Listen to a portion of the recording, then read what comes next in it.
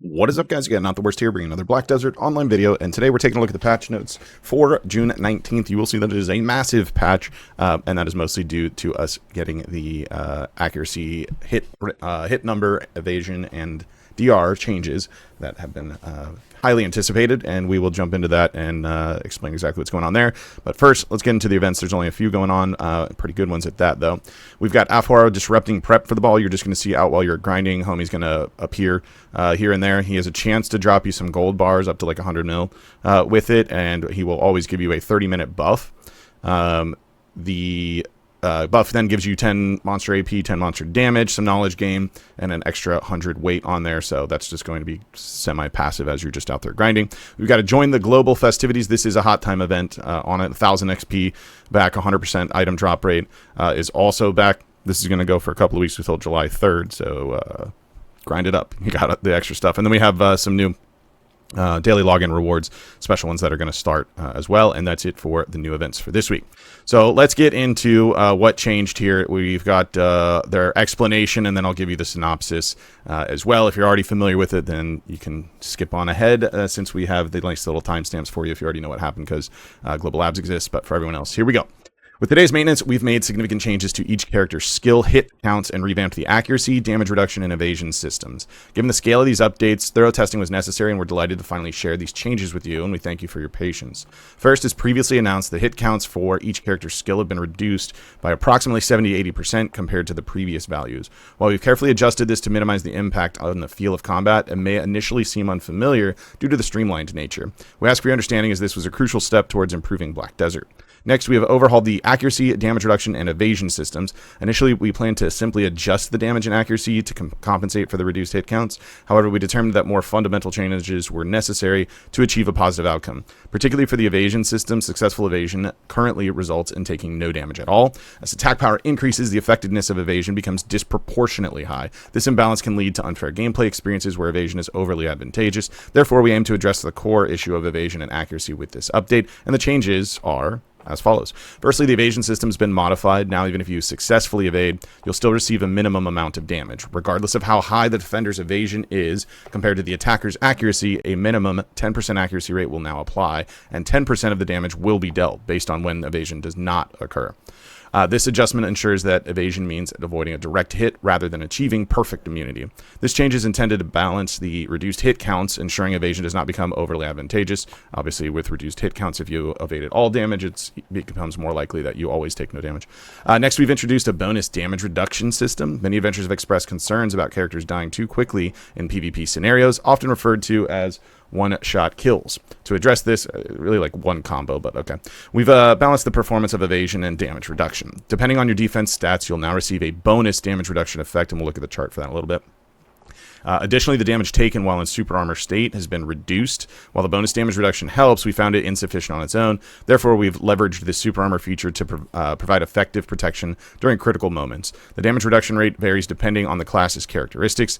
Lastly, we adjusted the accuracy, damage reduction, and evasion stats linked to classes and items. In summary, we've reduced the excessive influence of class-specific stats, allowing you to choose a class based on preference rather than performance. Instead, item setups will play a more significant role in determining these stats. To note, they did not adjust the class-to-class modifiers in it. They just class-specific stats that already exist, or buffs, as we'll see in the charts that I have below, but the actual used to be hidden class-to-class damage modifiers were not touched at all. To achieve this, we've modified the accuracy modifiers for each class's skills. Previously, some classes had a high accuracy even without item support, often referred to as accuracy silver spoon. Never, ever heard it called that, so I'm not sure often referred to. Maybe it's a Korean thing. We've minimized such disparities, ensuring that class-specific accuracy and evasion stats are balanced within reasonable limits, with the rest determined by item setups. In line with these changes, the effects of Dawn gloves, Ader shoes, and accuracy accessories have been enhanced. Detailed stats can be found in the main patch notes. And additionally, there are various changes for each class, so please review these as well.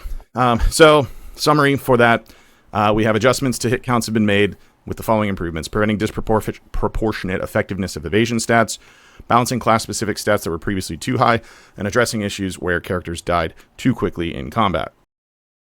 So what you're going to see is the changes then that they kind of listed along with it, and who got different stuff, because you'll see that there's a note that some people are just even more tanky in super armor than others, because why not, right? They also adjusted the HP recovery on skills to scale for the reduction in number of hits, right? If you do less hits, it wouldn't recover as much, so the amount's been increased on it, and you'll see that with the elixirs and potions and that sort of thing too, that they were adjusted to scale along with the reduced number of hits. So here we have the chart for, this is basically DR brackets. So based on your sheet DP number, you're going to get bonus damage reduction just outright. So in most scenarios, you'll see players, on the upper end, that 401 DP bracket where you get that regular damage reduction. Those still exist. However, you now also have this 400 to 404 DR bracket. So your DP number needs to hit this, and you get a bonus of 81 DR. So you're going to see most players somewhere between like 81 and 87, and then extreme builds maybe starting to approach like 90 and whatnot. But for the most part, it's going to be between that like 80 to 90 for your average player that's with it. They revamped the accuracy evasion system entirely, and then they kind of break down what's here. First of all, just the natural amount of accuracy was changed. Currently, it was capped out once you get to level 50. Your just natural amount of accuracy was 383. It's now 417. That is a difference of 34, which means that's an additional 8.5% hit rate compared to before. Which means PvE-wise, although this is targeted for PvP changes, you're not going to be using accuracy crystals for like any grind zone ever. And if you were using accuracy accessories to grind somewhere, that's way out the door. Like, absolutely no reason for it. Probably don't even need add-ons, or at least not like evasion reduction add-ons these days. So yeah, that's a lot of accuracy. In addition to that, they've also changed how your individual skills had different modifiers for accuracy. It's now solidified all the way across the board for each class. So you can see it ranges anywhere from 16.5 all the way up to, I believe Scholar has like 30% with it. And then the second column that you have here, this one is for summon accuracy rate. This is going to be like pet damage type things where they're going to have additional accuracy because they always need it anyways. So all of your skills now have this left-hand column skill modifier. Then in addition, some classes have evasion boost skills, or they have evasion passives, so on and so forth. Those all still exist, so you have a lot more evasion than you ever did before.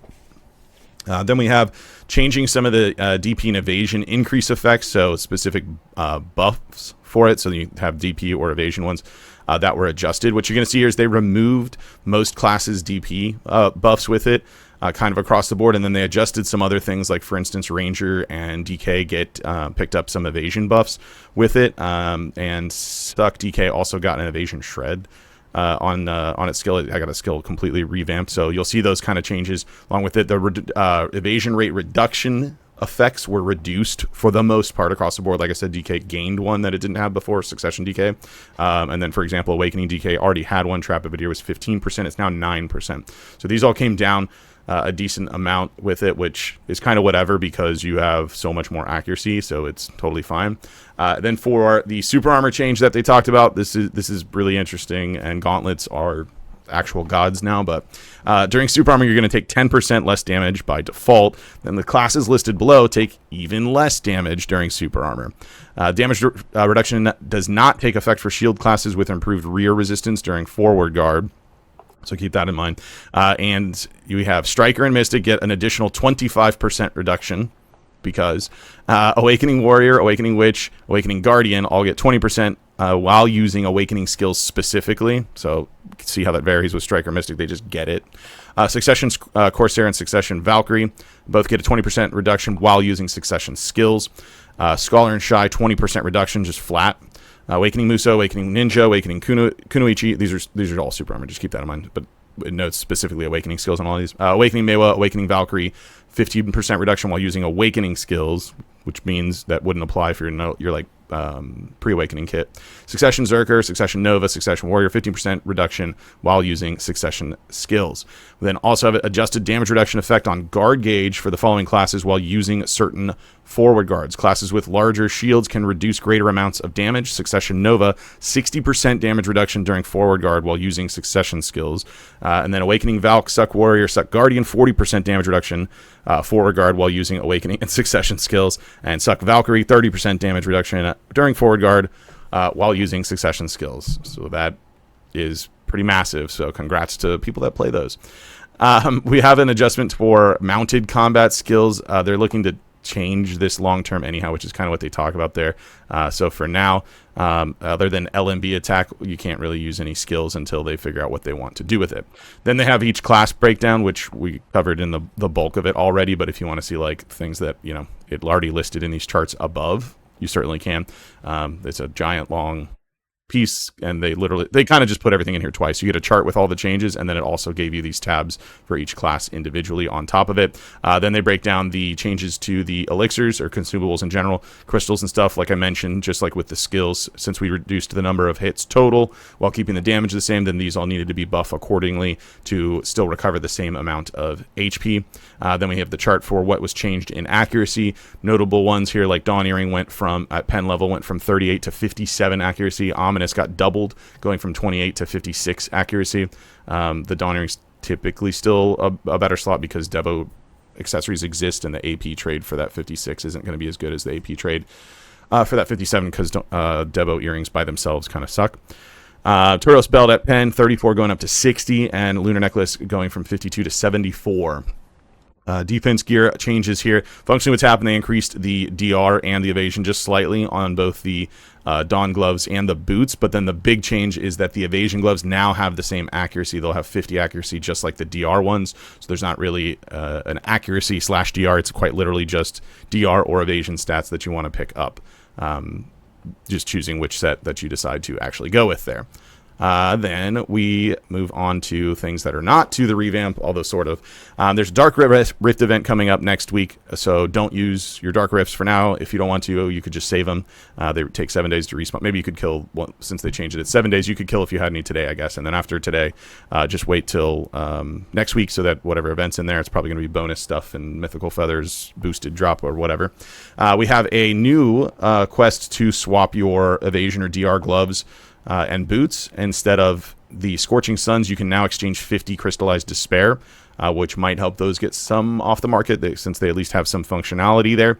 With it, it ends up being the same cost. Since it's 50, it's like 1 billion silver to swap one to the other. The Scorching Sun Shard method does still exist, so you can choose to do either one.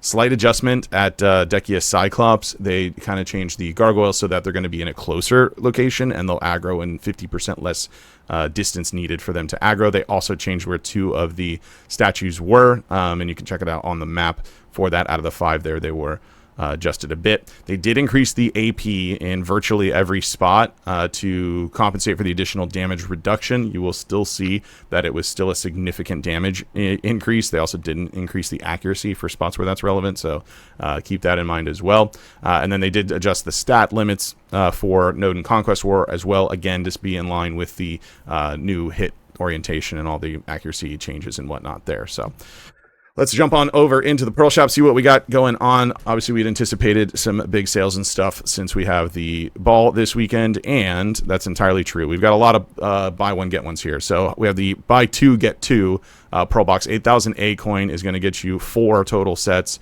of the 4,000 Pearl box there, so 2 plus 2. We then got a 1+1 for 4,000 A coin, so you can just get 2 more there. Note that you can buy these each individually if you're really trying to get rid of that paycheck real fast.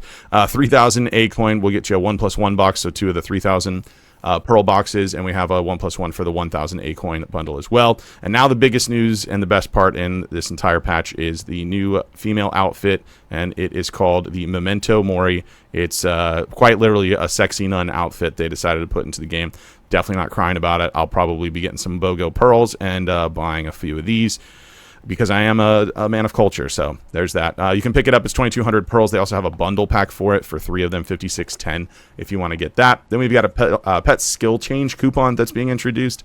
So 250 pearls, and you can now re-roll your pet skills if you want to. I don't know that that's worth it, but hey, if you want 11 of them, it's 2,500 pearls for a little 10+1 bundle. We've got the High Elf Festival pack. It's 55 pearls there. It's going to get you a premium outfit, 500 cron stones, an 80 stack, 5 item drop scrolls. That's 50% off on an outfit, which we don't see. This is actually a really good deal if you are looking to pick up crons and or an outfit. There's another one that's also very, very good. 8530 pearls for this one. 2 premium outfits, 3,000 crons, 100 stack, 3 hungers to boost up your stacks, and 10 item drop scrolls to boot. We've got a choose your premium outfit box times 10, so 10 of them for 20,400 pearls. We've got a festival enhancement pack, 8160 pearls. You choose 2 in whatever orientation you want out of the following: 2 premium outfits, 2 cron stones, or 335 artisans. So whatever setup you want to get out of that. We've got the June 22nd pack 1. It's 4212 pearls, gets you 6 Azure Dragon RNG pouches. I don't care for those, but you do you. Comes with a bonus of 22 memory fragments. Then for 2433 pearls, we have the Gleaming Adventure and Intriguing Adventure RNG boxes. I think those are the ones that have the guaranteed crons. Those are actually not too bad if I am remembering correctly. I still don't care for RNG boxes, but you know, oh, it's not. Darn. Okay, yeah. Anyways, there was one we had before where you were guaranteed to get 300 crons plus an RNG roll on it, which made it kind of worth it, actually. Wizard Ghost Fee 2+1 deal, 3,300 pearls, gets you 3 of them. Pretty straightforward there. The Adventurous Pals Pack, 825 pearls. You choose from your choice of any of the pets there. It does include the llama and bosun jack. Comes with some feed as well. We've got the Azure Dragon pack coming back, each of the different versions for that. 1,100 pearls if you want to pick that guy up in whatever set you want. They have each one of the different types: auto fishing, hostility detection, etc., etc. So you can get any of those you want. We've got category sales here. Horse gear's 30% off. Pets are 25% off. And then we have a new round of adventure style outfits that were designed. They come with a bonus of a 7-day value pack as per usual. So there you have it for this week's patch notes and Pearl Shop. Let me know what you guys think about what's going on in the comments down below. If you did enjoy the video, be sure to like it. If you're new to the channel, be sure to subscribe so you get notifications when new videos go live. And if you'd like to catch me playing live, there's a link to my Twitch page in the description down below. Jump on over there, drop a follow so you get notifications for that as well. With that said, that's going to be it for this one. I want to thank everybody for watching, and I will see you next time.